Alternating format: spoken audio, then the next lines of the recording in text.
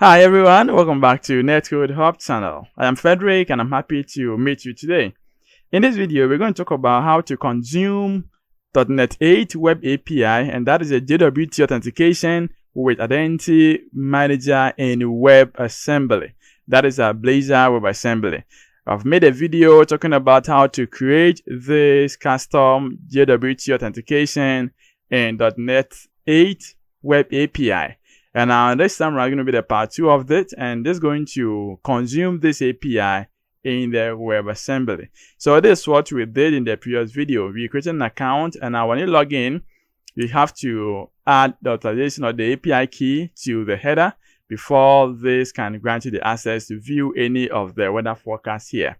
We also added rows, so admin only can see this and our user only can see this as well. For now, if I decide to run this or check this out, I'm going to have 401 meaning unauthorized, but unless I log in or if I decide to log in, it's going to work. I believe you've watched the first video. If you haven't, please check the description and it will be available. Okay, so quickly let's go through the practical aspect. Now with the login, we have to provide our credentials. So user at 123. So these are credentials. Let's log in here. Now this email is related to an admin. In the previous video, we saw how to, when you're registering, we added this as an administrator. So this has, we have a token over here, and the role is an admin as well, has been added. So we can just grab this.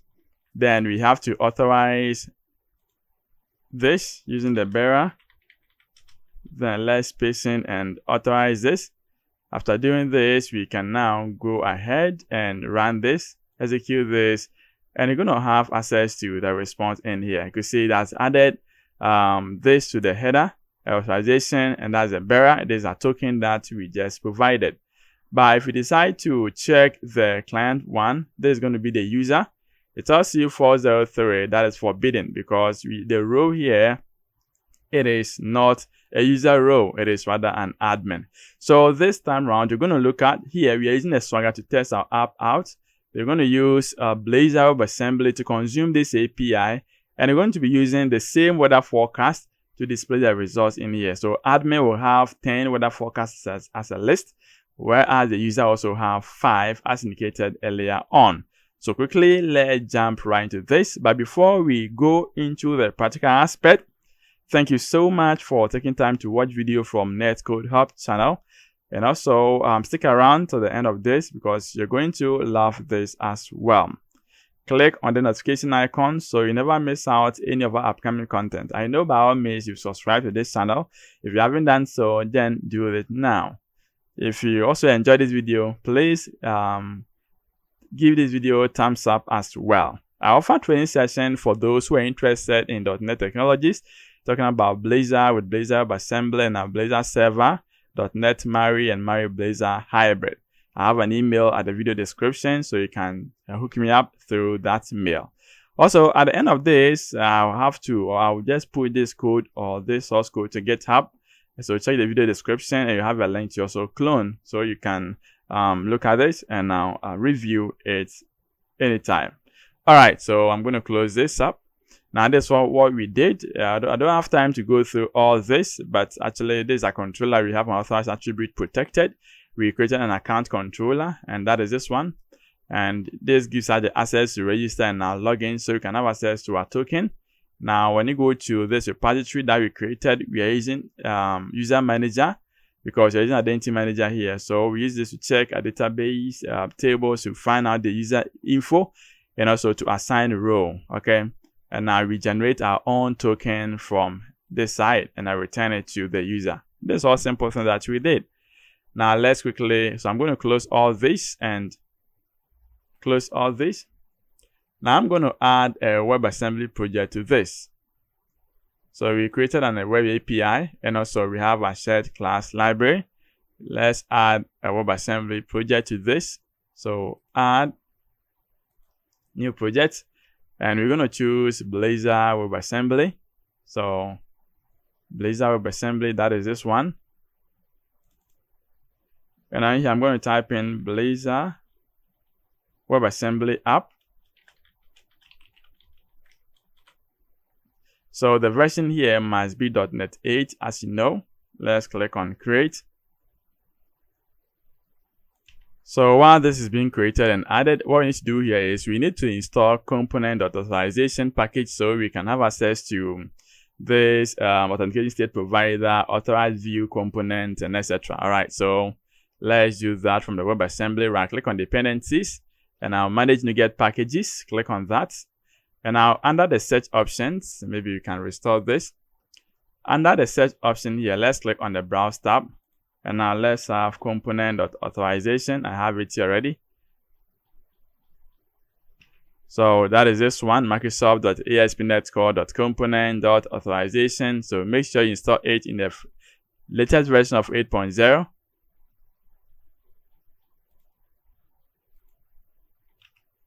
Now, while this is done, we also need to install Blazor local storage so we can push the code, that is a token, to local storage to keep it.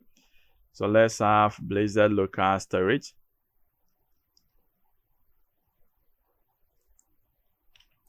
And that is this one. So let's install this too. Alright, so it is done and set. Let's close this. Let's go to the program.cs file and register this Blazor local storage. So we can do that from down here. And we're going to say builder.services.add Blazor local storage.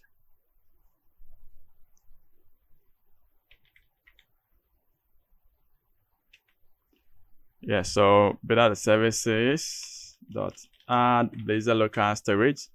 So we have to add this, and also we need to add builder.services.add authorization call so you can have access to our authentication well. Okay, so now we have this. We need to create our custom auth state. So let's create a folder in this. Let's name it as authentication. So this authentication. Now with this authentication, let's create a custom authentication state. So this is going to be a class. I'm going to say this is custom authentication state provider.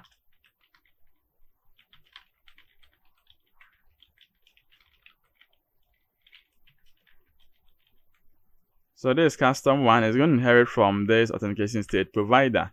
Now while this is done, we go to the same program.cs file, and now let's register this in here. So that services.add scope, and now this code we're going to say authentication state provider. Then we need to specify a custom auth state provider. Then, so this is what we need to do. Let's save it. We have an error here because you have not inherited from this auth state provider. So you can just copy this. We go to our custom, and in here, let's inherit from this. Save that, and control period. We can implement the abstract class in here. And now when you check here, we see that issue is solved now. Okay.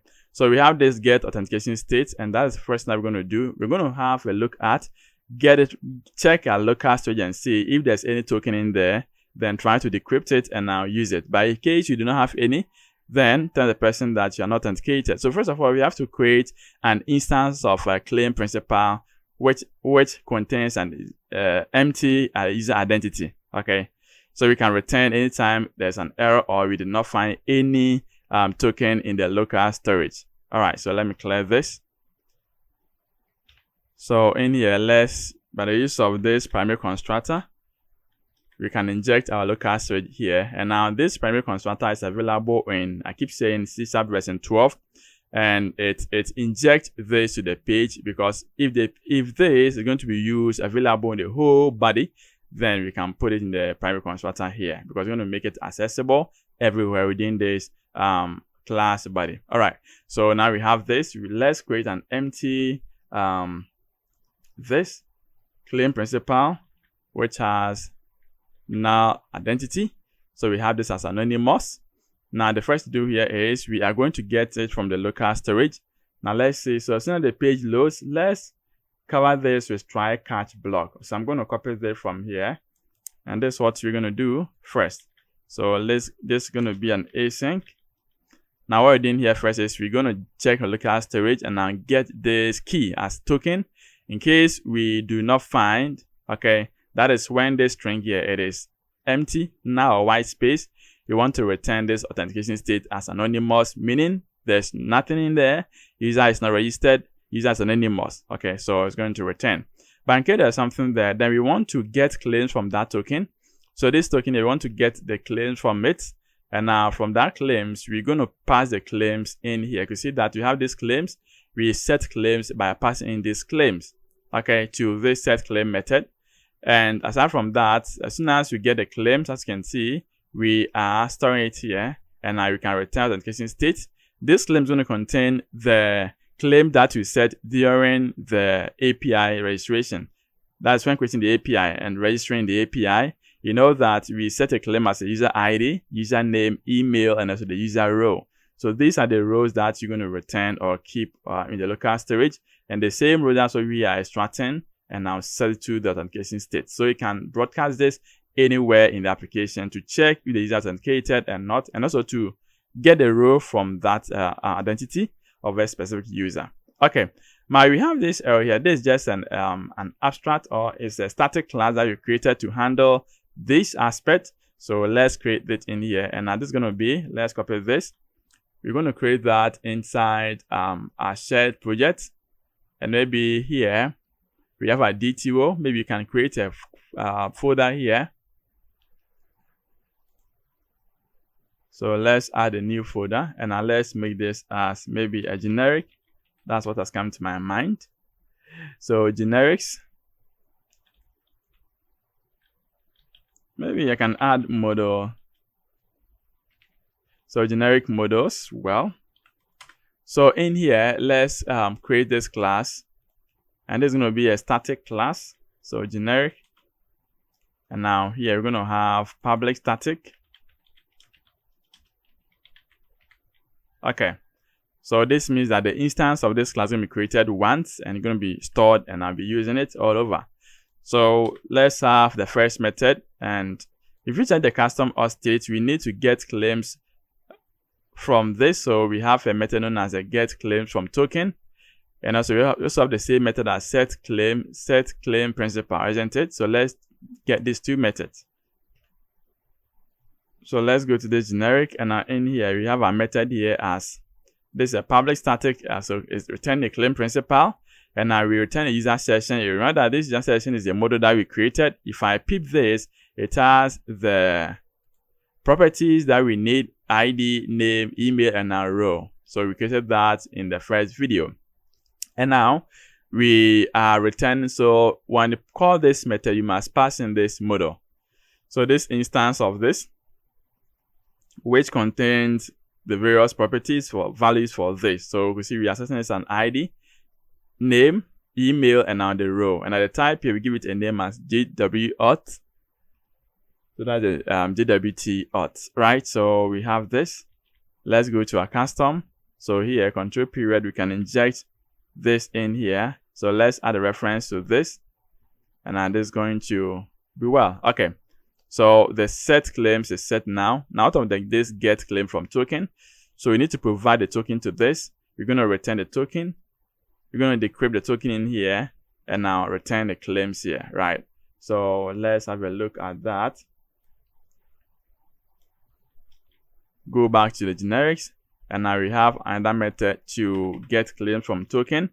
We're going to get this. So provide a JWT token, and as soon as you provide this, we're going to read the token from, we're going to read the claims from that token. So we have to read JWT token, and now we have to extract the various rows from this. Not the rows, the various claims. So we have an ID, name, email, and a row. And now you create an instance of this user session, and I specify this and return. So here we need to install this identity token package. So let's get it done. So if I even click on this control period, I'm going to see that install this system.identity model.jwt tokens.jwt, right? So use the find the latest version and now install. So this is going to install this package. So as soon as you call this, it is returning an object of this, and this also returning a claim principal. Okay, so this is set now. So as soon as we get the data, we have to get claims. We get all the claims, then we set it in here and return the claim principal to this authentication state. Okay. Now, in case you have any issue, then we're going to surround it with a try catch block, which is going to return anonymous when there's any issue here. Okay, now we have this. So this is getting the token from the local storage. Now, how can we set it? So let's create another method to set the token to the local storage. And this can be going to be used by both logout and login. So this is what we are doing. Update authentication state. We are returning or we are accepting the token. This is a JWT token. As soon as you log in, we're going to call this method and I'll return this token.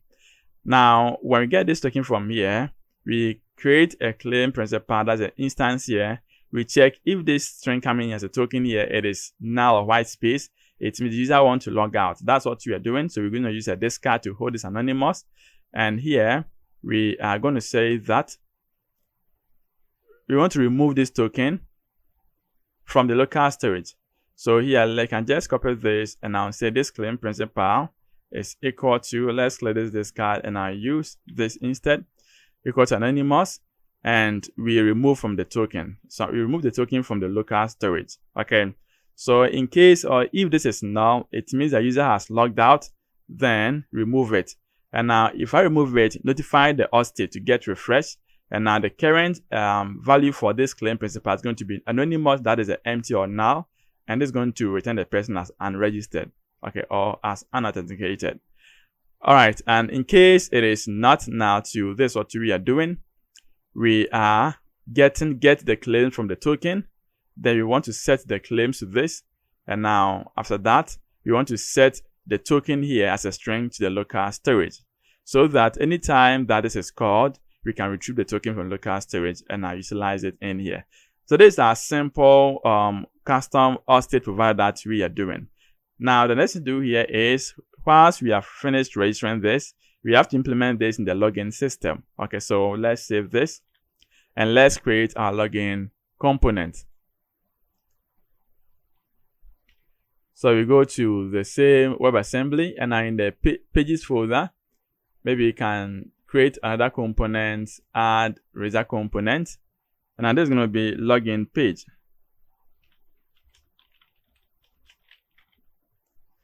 So with this login page, we're going to have user email and also the user password. So we can create a simple form to handle that. Okay, so I have this simple form and that's what I want us to use it for. So let me clear this. I want to grab only the authentication, the login section. Okay, so we have a form here and we have to create our login user instance. So here where we have our code,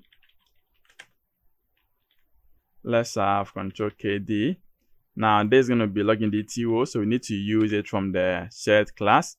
So we have this, and here we are implementing the feature that is known as show or hide password, but for now we don't want to specify this. Let's remove this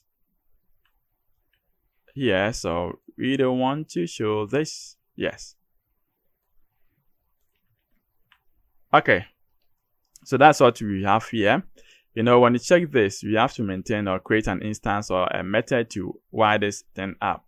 We have our login. It's a card that we are using. And when you check here, you see we have an email address. So it's an input. We are accepting an email address. And now here we're accepting the password, right? So input, we have this password in here. Okay. And the next thing that we are doing here is we have this submit button. Okay. It's an edit form, so we have to create this. So let's in task, let's specify it here.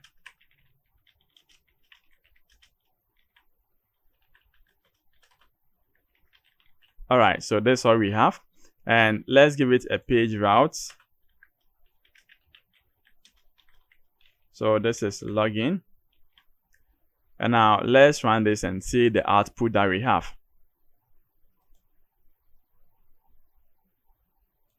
All right, so we have an API launch. We did not set this as a, so let's do that. Let's close this. We must set as a local startup project. So we have our this one here.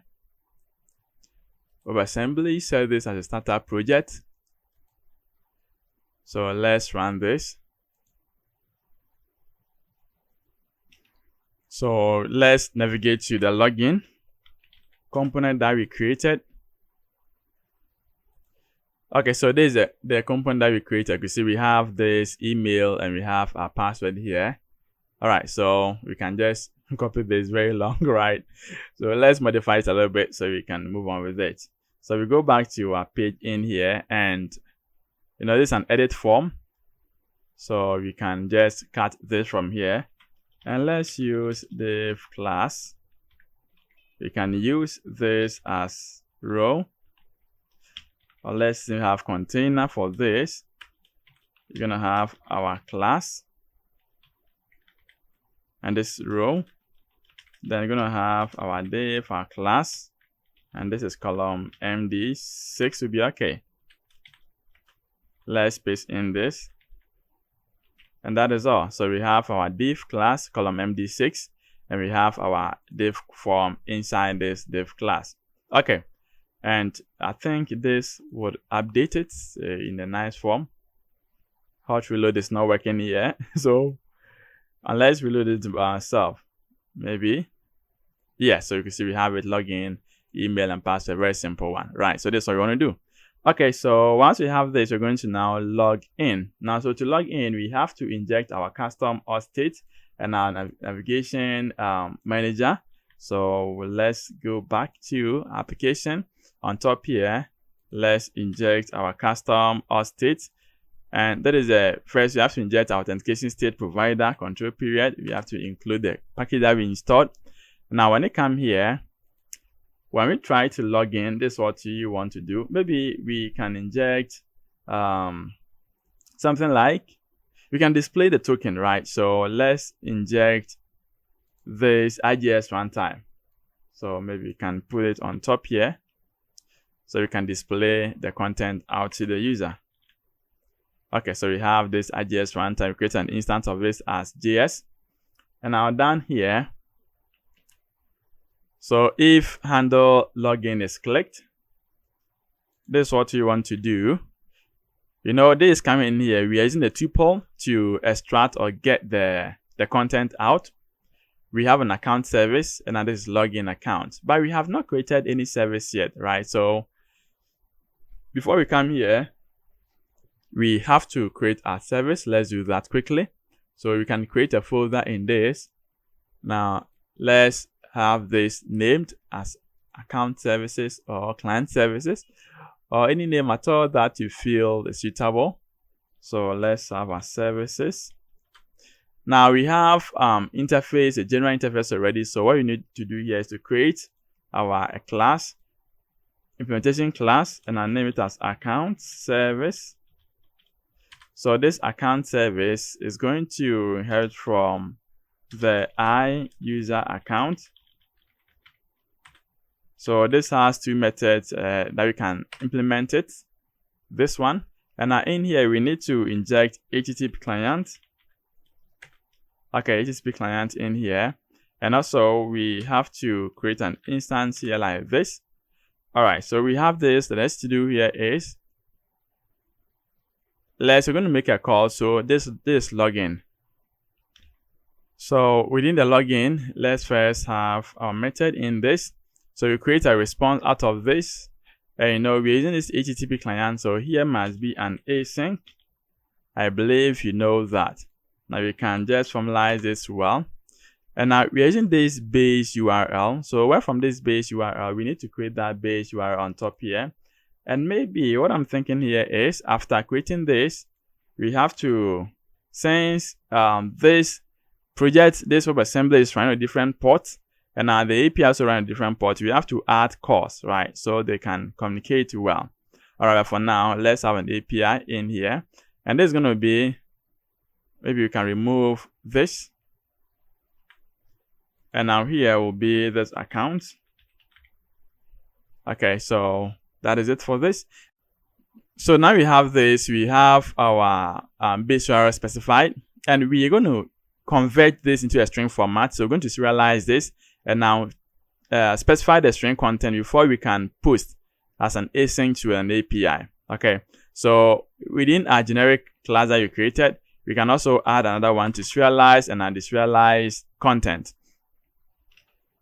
So this is going to serialize it. We are serializing this object. We pass in the T object in here, and this is a generic one. And it is specify a JSON option. So what is a JSON option? We want to also create an instance in here as a JSON option, so we can be using in the serialization and now this serialization. I've made a video on how to communicate from server to client in the serialization form. All right, so there's a new improvement, and maybe we are using some of the improvement here. So maybe you can check the video. I'll put it in the description, and it will help you understand it better. Okay, but for now, we have our JSON options, and now within these options, we have this allow trading commands we set to true, and now here on map handling, we set also to skip in case the return type has in a specific property that we are not mapping. You want to skip it. Instead of giving us an error, you want to skip it. The type of the naming case that you want to use is a camel case, meaning it has to start from lowercase. The next word must be in uppercase. So that's the first character must be in uppercase. All right, so that's what we're using as a camel case in here. And now let's have our deserialization. So let's also deserialize a string content into an object. So we can do that with this line. So we specify the string content, and now you have to specify the object that you want to, or the model that you want to deserialize is to. And now we pass in JSON options, so we can deserialize it in here. Okay, we have this generate string content to, and we did not add that. So quickly, let's add the string content to it. So the same generics. Now let's add it to the last down here. And now we pass in the serialized object in the string form. And now we convert into using the UTF-8 to this application type or /JSON. So it's going to return as a string content. And that's exactly what we are doing or we need. So when they come here, you see it is now solved now. So it's like a post. We pass to the base URL. Then we have that's a route as login. We pass in our generic content or generate string content by getting the content. And now here from this content, it needs a serialized object. So we also serialize this object in here before we pass it to this generate string content. And now we can now send. Now we check if the response here it is not success, then return this. But in case it is, then want to read response as a string, deserialize it into this login response. And now this login response going to handle or going to get us the token and the message, isn't it? Okay, so when you go back to the login page, let's save this. We can now inject this service as it is account service. We can inject it on top here as inject. So I user account. Okay, so I user account. Then you can have an account service. And this account service is what we are using in here. Also, in a custom auth state, we need to include the reference or the namespace in here. So we are extracting it using the tuple, so flag, token, and the message. We get from the user passing this model. And now this is just a custom message that you want to display to the user. When you have a token, then we want to call the auth state provider a method known as the update authentication state, so we can pass in the token. So when you pass in the token, it's going to decrypt the token, get the claims, and now assign to the claim principal, and now return or reload the page as user has now logged in. Okay, so that's what we are doing. So you can see we're using the false reload. If this works, then we're going to reload the page by force, where it's going to re-render the component again and now get the user authenticated. Okay. So once we have this, let's save it. The next thing to do here is we have to surround this page. Let's go to the layouts.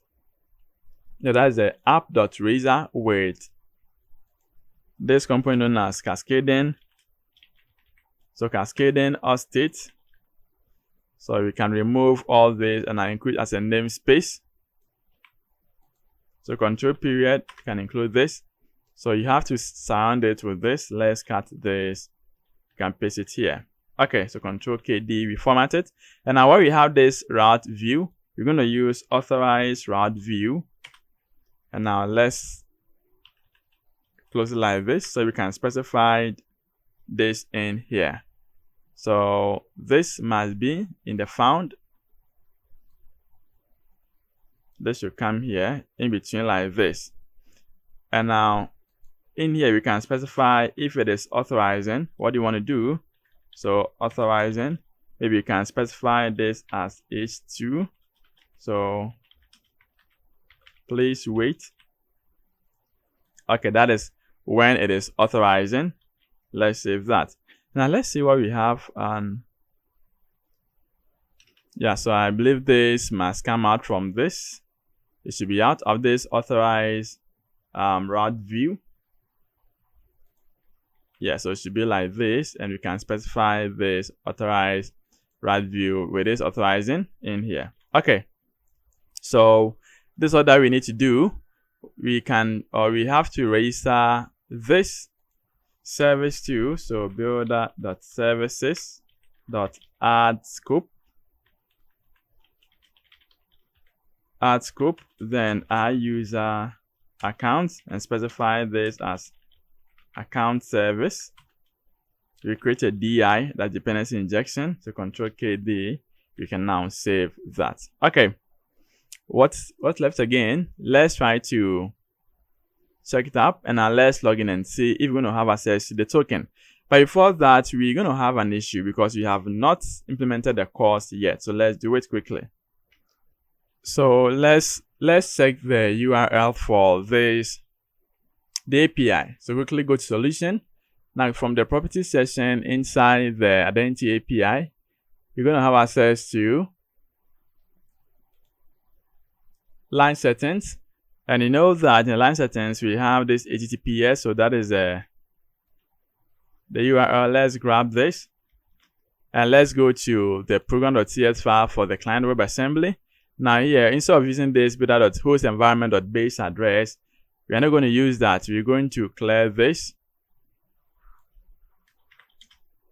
And we're going to use what we copied. So paste in this. Okay. So that's what we need to use in here. Okay. Now let's go to the API 2. We go to the program.cs file for the API. And now where we have this middleware pipeline, let's also configure this. So here, app.useSwagger and app.useSwagger UI. So let's also use app.use. So we can specify course in here. And we need a policy.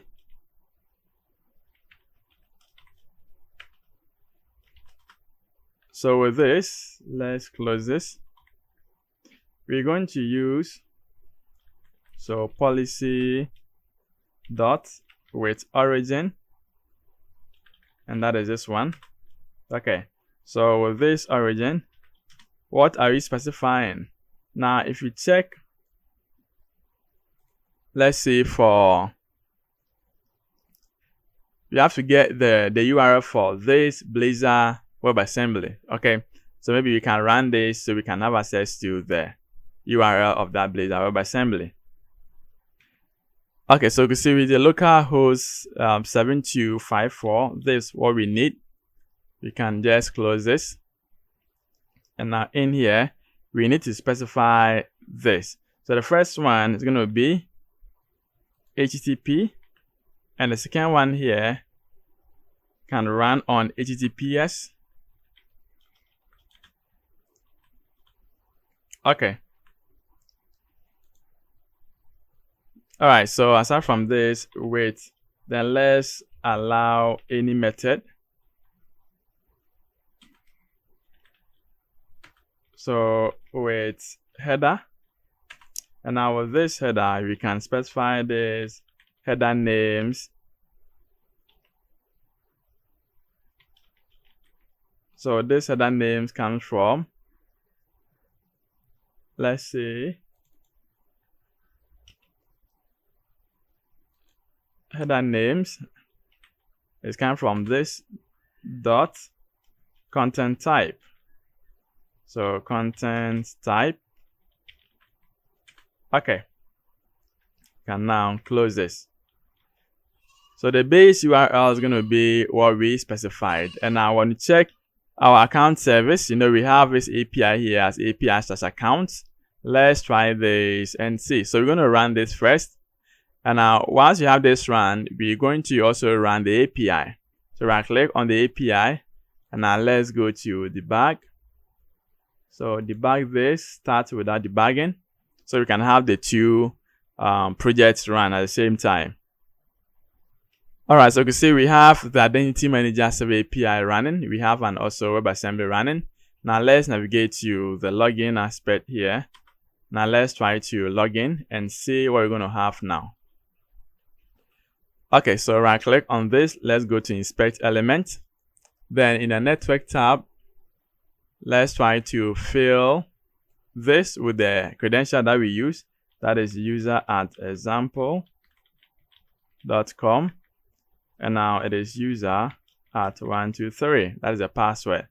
If I click on login, let's see what's happening. A call is being made, and you can see that we have retrieved the token. So this is the token that we have, and you can see this is a message as login completed. So as soon as you do that, let's see what's going to happen. You're going to refresh this page, and you can see that refresh this page now. When we check our local storage, now we're going to have our token in there. So we have a token in here. Okay, so now you're authenticated, but we are not seeing anything here. So quickly, let's do that. You're going to use, let's go to this main layout, and this can be found in the client section. So you can see from the layout, we have it folder. Open this main layout, and now where we have this, let's replace it with this.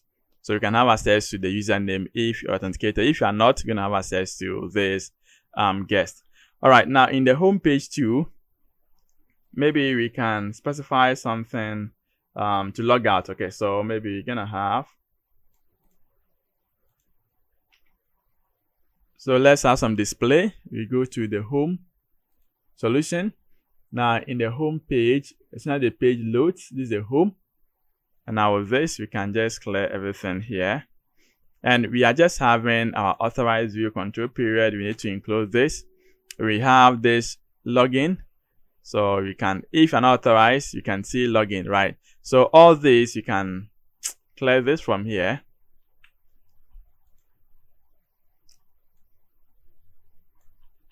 And now we can, here we are just displaying an authorized view. Admin can see this. And now here, only admin and our users can also see this as well. Now we have a button. There's an admin can click on this button. So here we could see, if you're authorized, you must be in the row of admin. If you're authorized, you must be in the row of user or admin. Okay, and that's what we are doing. Aside from that, we have this claim type. So we want to get the user claim. The specific user claim want to display to the user. That is when you are authorized. Context.claims.first or default, the type here is equal to the row. That's a claim type. And you might see if you are admin, you might see that. If you're also user, you must also see that. Okay, and the last one here is implement is the login and the logout, right? And now let's see. So when you go to this account section, this is the main layout. Maybe if you're not authorized, you have welcome guest, right? And we can implement button here. So this button, let's have a class. So btn primary. That is when you're not authorized. And here we're going to say sign up. We can make a copy of this. And this is going to be login. Okay. So when this is clicked, and now we can say login. You can copy the same, and now this is going to be for sign up. Now let's copy same, and now welcome. You can also have logout. So logout, and now you're going to have this logout method. So this must be, let's say, danger. All right, let's implement this. If I click on this logout at the code section here, I want to have this method wired up as a logout. So we need to use this custom auth state provider and the namespace coming from this. And you could say we pass in null to this method. So you can know this here, if it is null that is passing in, it means you want to remove the token from the data local storage. But if it's the actual token, then you want to get the claims and unset. So we pass in null mean you want to log out. We need to use navigation manager, and also we need to use authentication state provider. So let's inject them on top here. And that is here. So auth state provider, let's include the namespace as well. So we have logout implemented. Now let's have a look with this sign up. If I click on sign up, although we have not implemented it yet, we have this method, and let's see. So there's also login. As for this, we've done this, so we're going to say nav manager dot navigate to. Then in here, you see you have this login. Okay, so here after you log out, maybe you want to go to login. That's what we want to do. All right, so we have this set. Let's save this and let's rebuild this application and see what we're going to have now. Yes, as soon as I log in, you can see since we have the data in the local storage, I can see the name here. So you can see this is a row as admin. Admin can click this, and our admin or user can also click this.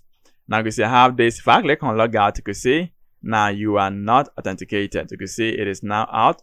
It has reload this page again, but I'm not sure it's supposed to reload this page. We have sign out.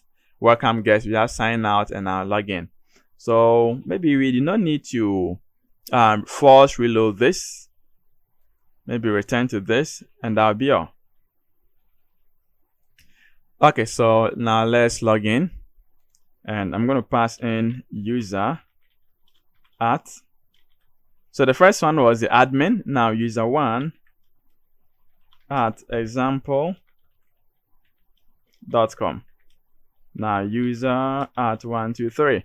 Now here there's going to be a user, not an admin. So if I try to log in here, we have this logged in and login completed. Now let's see. So it gets the app reload, and you can see here the row here it is what user, and I can see admin or user can click this. The first one is missing because the row here it is not an administrator, it is what a user. So you can see that we can toggle between component display using the row in the auth state. Let's have a look with the registration. So we need to also create one for the registration. So quickly let's navigate to our page. And now in this login, I just grab this column MD6 container because I can't type this anymore. Let's go to solution. Let's create one component and I'll name it as, let's stop this. Okay. Now let's create this and I'll name it as register page. So component. And this is register page. So in here, I'll paste this. Then let me close this up because you know they are open. We have one more. Yes. So inside this column MD6, we can specify a div class of card. So there's going to be a card here. And now in here, we're going to paste in this. It's nothing much here. It is just an input. We have this full name. We have email. We have a password. We have confirm password. Okay. Now, if you check this, I have just an input here to show password. The login out, I remove it, but for now, I'm not going to remove it. Here, just a method that we're going to call to show or hide the password viewing. You know, if I click on this, I'm going to change this show confirm to true. So if you check here, show confirm password. If it is true, then change it to a test. If it is false, change it to a password. It's a type, so we are tagging between the type here. That's an input element. Now that's what we are doing. Let me just add the code section to stop these red lines in here. So Control KD. Okay, so what we're going to do here first is maybe we can create these two properties here as show password and show confirm password. Okay, then we can have two methods here to check or to toggle between this password. So show password, even if it is click, then if here it is true, show to false. If it is false, show to true. That's what it's doing, right? So that's what I'm saying. It is not equal to, so that all the time the opposite of the current one. So that's what we're doing. And now the next one is the handle saved. So if I click on that, what am I going to do? If I click on register, I want to call this. So here, let me put it down here. So this is a user DTO, and you have to include it in here. And you can see that it is coming as a response of tuple flagging on the message. So we have to include this account service. Without typing, you can just come here and then grab this, go to the account register page, and now let's paste it on top. We need to specify route to. So at page, then this is register. I believe you know that. Here you need to use the reference. We have to also inject this IJS runtime. So inject IJS runtime, and I will say it is JS. Problem solved. So once you have this, create an account. We can just have a response, and know it is, since we have this set, it's an API. And now we have this a register, so account/register, because you know we have a base address here. And now this must be an async. So we have an API account/register, and we generate a string content by serializing our object, user object, then we post it. We read the response and we want to return it in here. And now when you go to the register page, you see we are displaying the output or the response from the API to the user. We did not use edit form. I think so. Yeah, there's no edit form. Have you seen that? So let's grab this quick, and here where we have this card, let's specify the edit form. So this model is equal to this user, and on valid submit, you want to call this, you're going to say enhance.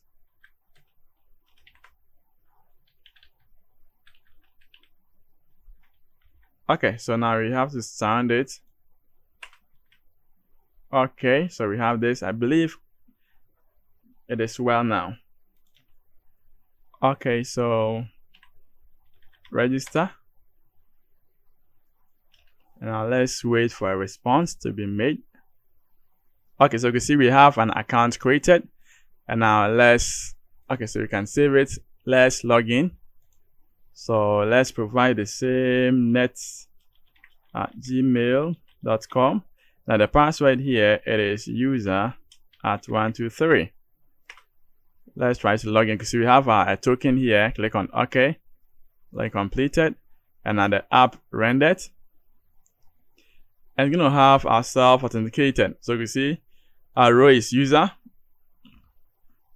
And you can see we have this logout. Now, but if I click on this weather forecast, nothing happens. We have an issue here. So let's handle that. Okay, so we go back again. Now this time around, we're going to this weather forecast. But before that, we have to create our own service to handle that.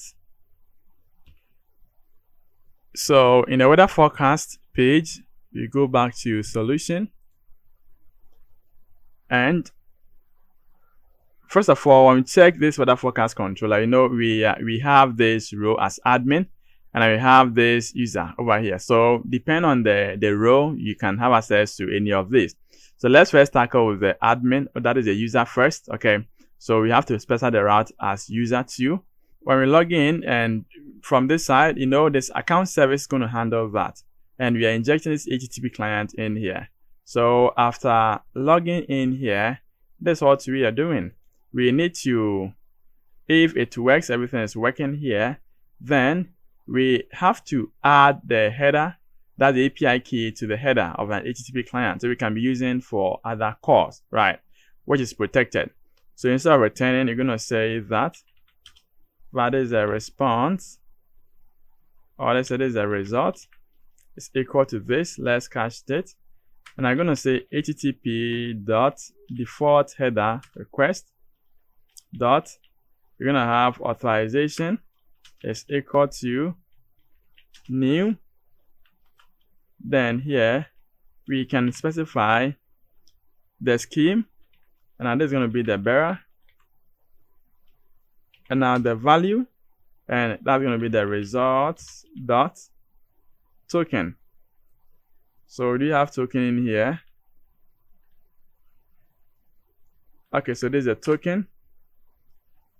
So just this one line of code, we're able to add it in here. Then let's return results. So return this result. So the next to do here is we need to create an interface. Now the first one that we created is in the shared project. So if I minimize this up, the API here, and I can see from this that we have this contract as an iUser account. This interface is being used by the server and now the client.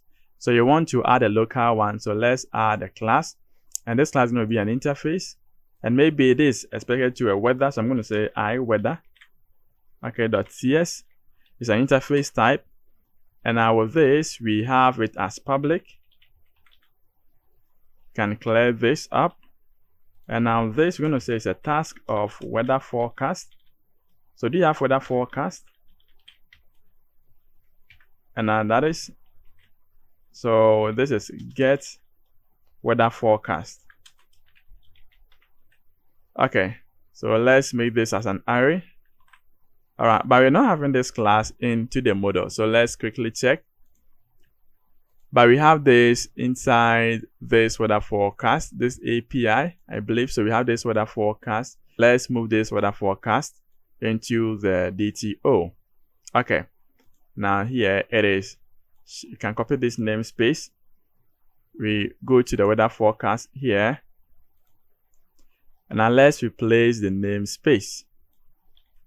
Yes. Now, once you're done, we have to go to the server and I remove this weather forecast. Okay, you have to remove it. And when you go to this weather forecast controller, definitely we're going to have an issue here.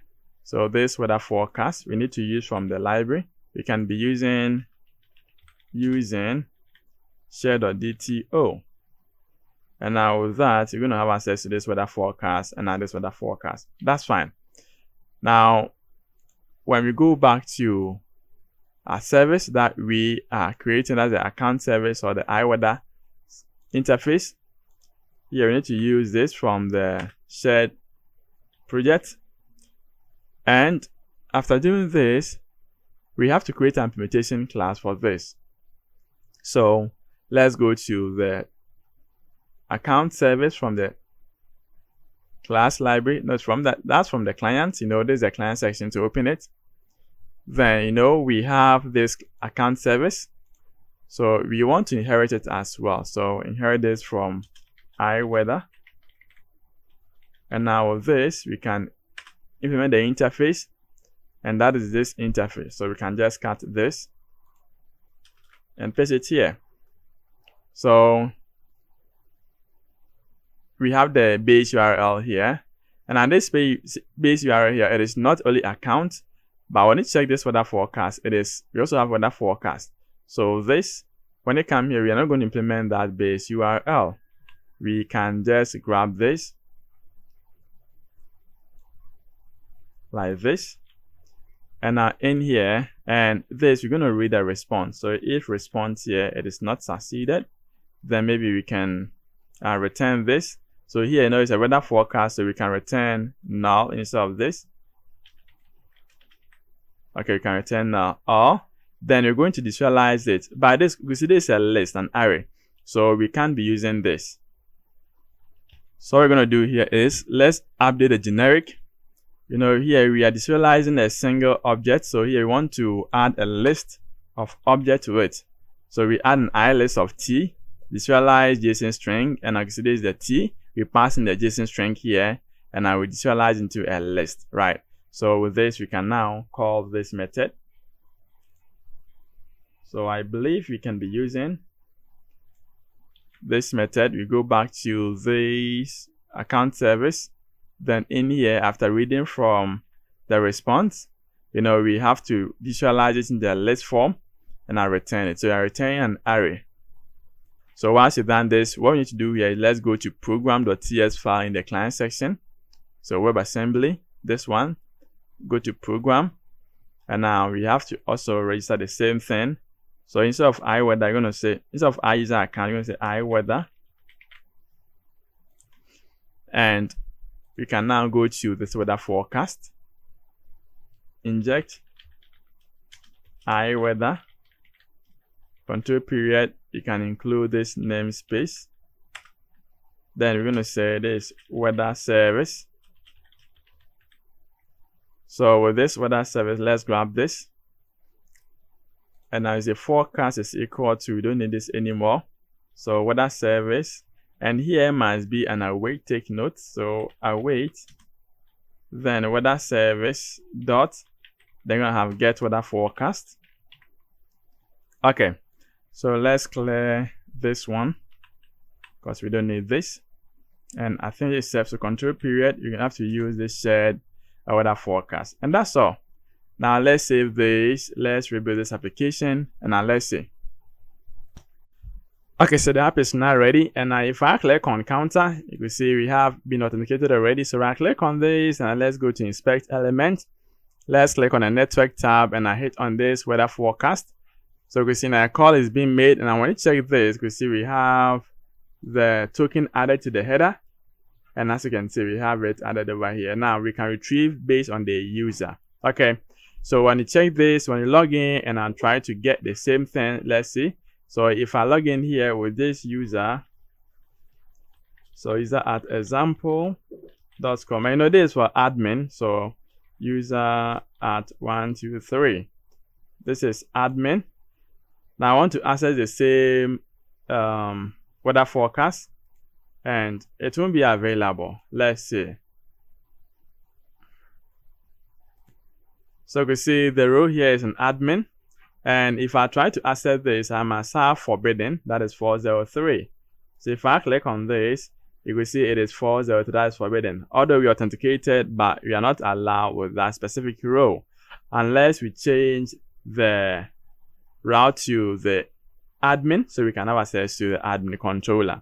Alright, so that is it for this video. We've seen how to consume the JWT authentication in a Blazor WebAssembly project by adding it to the local storage, retrieving it as soon as you log in, and now set the token to the header so we can make a call with it to a protected endpoint. That is it for this video. Thank you so much for watching this. If you haven't watched the first one, please, I'll put the whole video, the 1 and 2, and the page description. So please check the description. You're going to see the previous one and now this current project as well. Thank you. Take care of yourself. And I'm going to catch you up in the next video.